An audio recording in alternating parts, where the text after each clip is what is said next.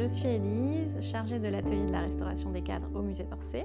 Quand nous avons fait cet état des lieux sanitaires de la collection des pastels par l'anticipation de leur exposition, on s'est rendu compte qu'il y avait 3 problématiques majeures autour de la collection des cadres qui concernaient à la fois leur état. Certains cadres étaient en très mauvais état de présentation et de conservation et nécessitaient effectivement des restaurations fondamentales.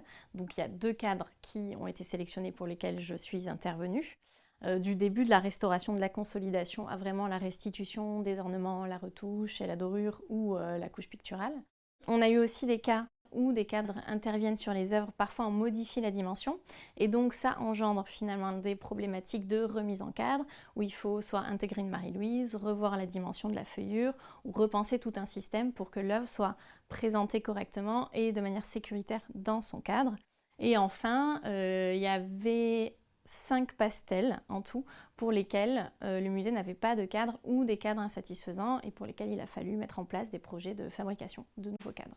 Donc pour ce cadre qui est le cadre d'un pastel de Redon, on a eu 2 problématiques principales. D'une part, veiller à la bonne stabilité de l'objet et sa bonne conservation.